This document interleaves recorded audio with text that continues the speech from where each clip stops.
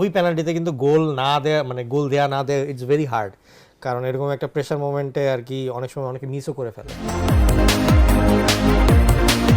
Croatia এবং পর্তুগালের ম্যাচটা ক্রোয়েশিয়া প্রথম লিডটা নিয়েছে, জি বাট সেটা লিডটা ধরে রাখতে পারলো না। আমি একটু সারপ্রাইজ, আমি সকালে আবার হাইলাইটসটা দেখলাম আর কি।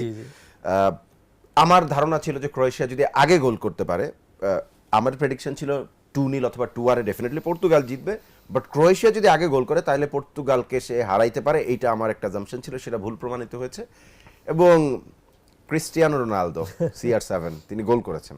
জি না, মানে আসলে পর্তুগালের সত্যি কথা বলতে গেলে যে এত কোয়ালিটি কিন্তু কোনো কোঅর্ডিনেশন দেখলাম না আর কি টিমের মধ্যে, এবং বিশেষ করে মানে মিডফিল্ডে আমার কাছে আজকে খেলা দেখে মনে হলো যে এই টিমের একটা বড় সমস্যার নাম হচ্ছে ব্রুনো ফার্নান্ডেজ, যে কিনা কোনো ক্রিয়েটিভিটি তৈরি করে না, উল্টো টিমের মধ্যে সমস্যা তৈরি করছে। তো যার কারণে বেসিক্যালি পর্তুগাল গোলও খেলো, এরপরে পুরো খেলাটাই কিন্তু চেঞ্জ হলো যখন ব্রুনো ফার্নান্ডেজ সহ আরও 3 জন, মানে একটা কোচ এক সাবস্টিটিউশনে 4 জন চেঞ্জ করে, এই প্রথম আমি দেখলাম।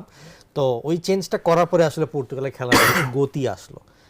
তো পরবর্তীতে রোনালদোকেও সাব করালো, কিন্তু তার আগে অ্যাটলিস্ট মানে যে প্রেশার সিচুয়েশনটা যেটা কিনা পেনাল্টি, ওই পেনাল্টিতে কিন্তু গোল না দেয়া মানে গোল দেয়া না দেয়া ইটস ভেরি হার্ড, কারণ এরকম একটা প্রেশার মোমেন্টে আর কি অনেক সময় অনেকে মিসও করে ফেলে।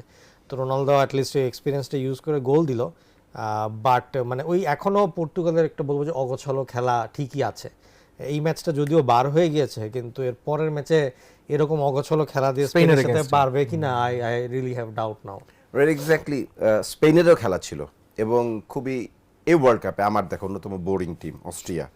মানে আমি রাংনিককে যেমনেই রেট করি না কেন, যত ইয়র্গেন ক্লপ আর রাংনিককে আমি একসাথে, শব্দটা বোরিং বলেছেন, আই উড সে যে এবারের ওয়ার্ল্ড কাপে সবথেকে বাজে দলগুলোর একটা। ওরা ফিজিক্যালটাই খেলতে পারে, ফুটবলটা আমি জানি না কালকে।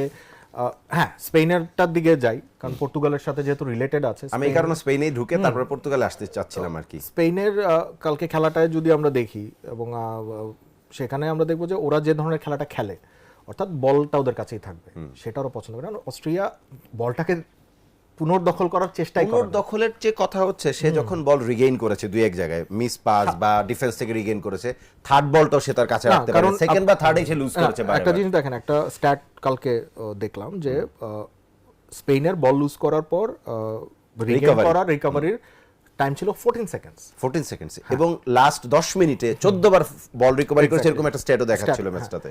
আর অস্ট্রিয়ার ছিল সেক্ষেত্রে 18 থেকে 20 সেকেন্ড, রাইট, 6 সেকেন্ড কিন্তু লম্বা সময়, 6 সেকেন্ড লম্বা সময়।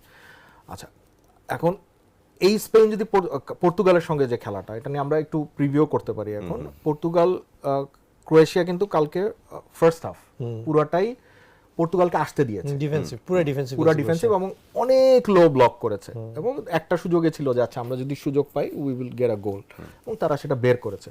এখন ক্রোয়েশিয়া, আপনি যেটা বলছিলেন আমি আপনার সাথে 100% এগ্রি করি যে ক্রোয়েশিয়া যদি প্রথম গোলটা দিয়ে দেয়, ম্যাচ বের করা যে কোনো দলের জন্য মুশকিল হবে, বাট সেটা 2018 ক্রোয়েশিয়ার জন্য। রাইট, 2022 ক্রোয়েশিয়া একই ট্যাকটিক্স, একই ধরনের খেলার স্টাইল, কিন্তু no new quality players added to the team. এখনো ইভান পেরিসিচি দলের পেরিসিচি গোল করেছে, মডরিচি বল বানাচ্ছেন, মডরিচি মেইন খেলোয়াড়। এই একটা জায়গাতে আসলে Croatia, I think they were lucky to get out of the group stage, এবং পর্তুগালের সাথে আসলে ওদের জেতার কথা না, কারণ যেটা বললাম যে 4 বছরে তো অ্যাটলিস্ট একটা কোয়ালিটি প্লেয়ার আপনি অ্যাড করবেন, আমরা কিন্তু সেটা দেখি নাই।